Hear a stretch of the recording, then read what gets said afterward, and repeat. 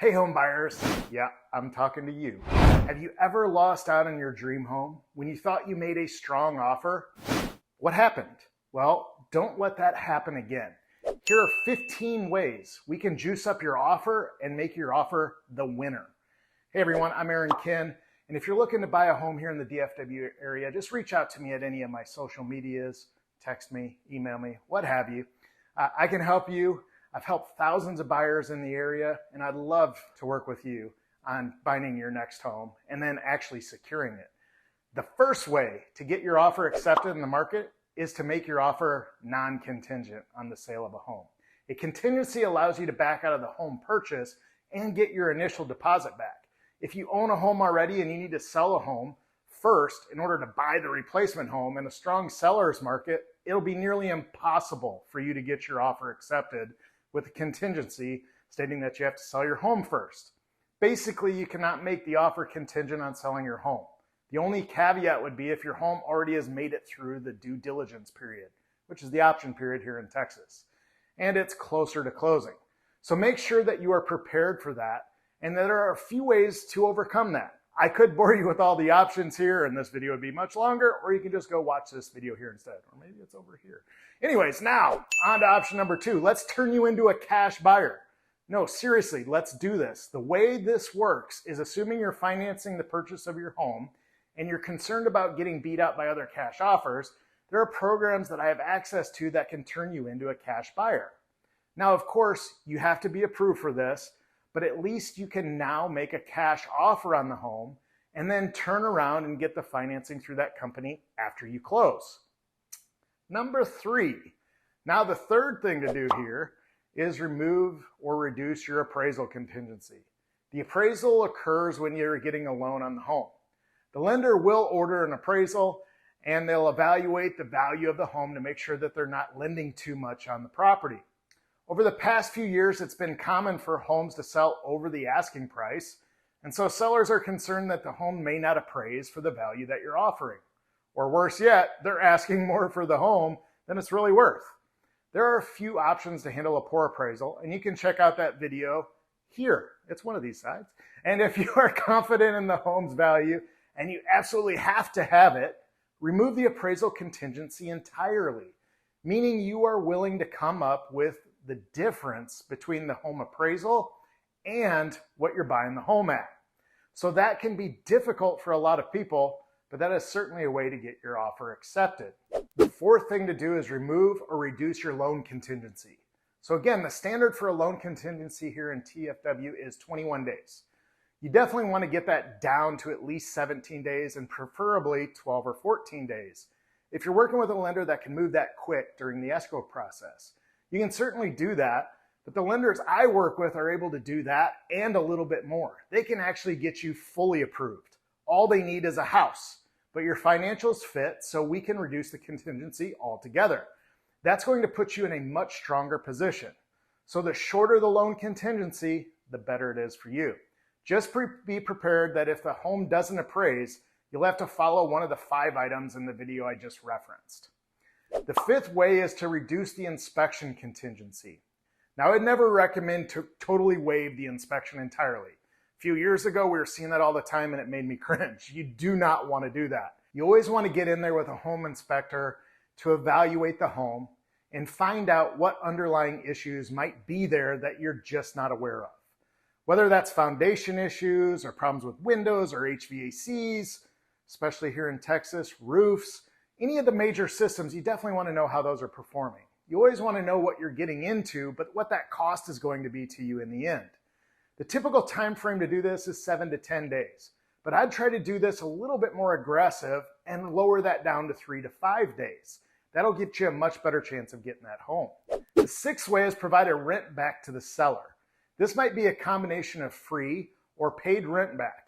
Now, you can't go over 60 days unless you're coming in with a cash offer.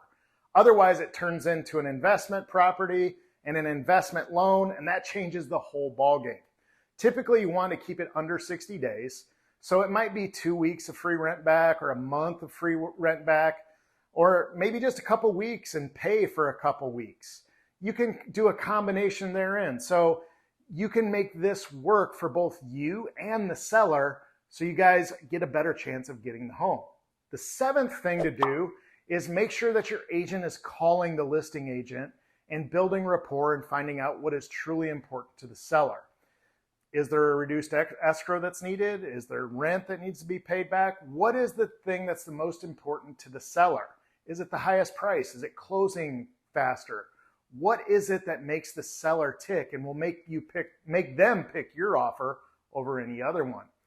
That's always the most important thing at the end of the day, is to get the deal done for both parties and put it together so it benefits both of you. We're about halfway through the list. Have I earned a like and subscribe yet?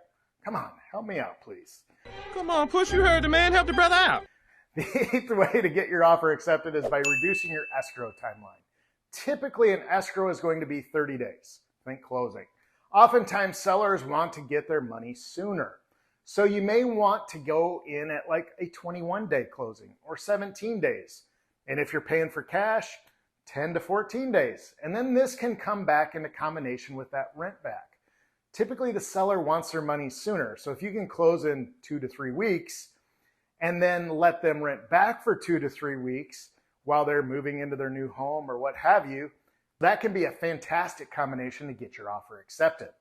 The ninth way is the baddest person with the biggest bag of cash. Be that guy or girl. Basically, offer more than anybody else. Keep in mind that the appraisal issues could still pop up though. In a hot seller's market, it's common for list price to be the opening bid amount.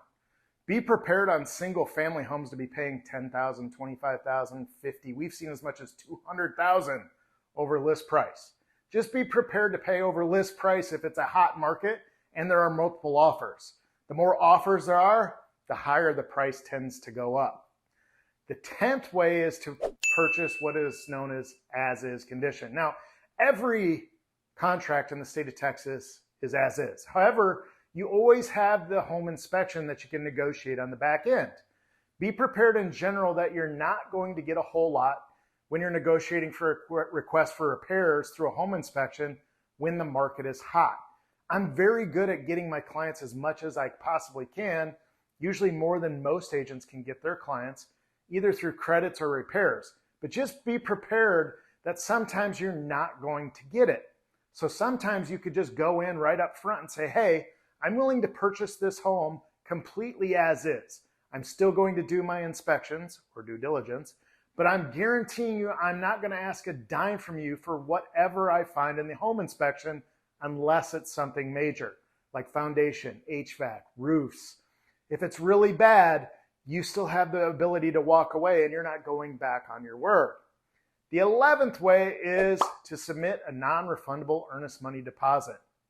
The earnest money deposit here is typically 1 to 3% of the purchase price. You put this in up front and it secures the contract. If you cancel without exercising one of your contingencies that we discussed already, like your loan, inspection, or appraisal, you forfeit that money. But you have a lot of ways to get that money back. If you go in with a non-refundable earnest money deposit right out of the gate, this is saying, I am so confident and sure that I'm going to purchase your home. I'm willing to give you this sum of money right here, right up front, no matter what. If I walk away, it's yours. Now, you could go in and say, hey, I want 3 days, and then it becomes non-refundable. It becomes hard. That is what they call earnest money when it is no longer able to be earned back by the buyer. But then it becomes a little bit more risky on your purchase. Let's say you're buying an $800,000 home. 2% of $800,000 is 16 grand. So you're basically saying in this scenario, I'm going to give you $16,000, Mr. Seller, and no matter what happens, if I back out, you get that 16 grand. So it can actually put you at some risk, but it can give you a major leg up. If you know this home is perfect for you and your family, they're probably going to choose your offer versus any of the other ones they have on the house. The 12th way is to pay some or all of the seller's closing costs. So this is not necessarily increasing the price of the home, which would get into appraisal issues like we already talked about. So another way is just say, hey, I'm willing to cover the closing costs for you. So that might be covering title, escrow, transfer fees for the seller, so that the seller has to come out with less money out of their pocket, therefore increasing their net. So it's going to cost you money up front, certainly, or at closing, versus some of the other methods that we have talked about already. But it is a good way to reduce the overall cost to the seller, therefore giving the opportunity for them to choose your home versus somebody else's. Not your home, your offer. The 13th way is to look for homes that have been on the market a while. Every market is a little different in what this means. A hot seller's market means it may not have sold in the first weekend. If it's a balanced market, it might take a month or two. But what happens is agents and sellers get really nervous when the home isn't selling for whatever reason. So that can be an opportunity for you to jump in and potentially be the only bidder on a home to get your offer accepted for a reasonable price. The 14th way is to say, hey, I'm going to pay my buyer agent's commission. This kind of goes hand in hand with item number 12 and reduces the amount of closing costs the seller will be charged. Yes, it increases your bottom line cost to close, but does not increase the price as much, so it makes it easier to make appraisal, and it seems like a much better deal to the seller and gives them a reason to choose your offer versus somebody else. And the 15th way, if all else fails, put in a backup offer. There's actually a form for where you can be a formal backup position, so that if the number one buyer backs out, you're the one that's left that has got first position as a backup. So they have to go with you if they accepted your backup offer. No more negotiating. Those are all the different ways you can get your offer accepted, 15 of them, in today's marketplace. Well, that would be 15 of them in today's marketplace. You can use them individually or combine them.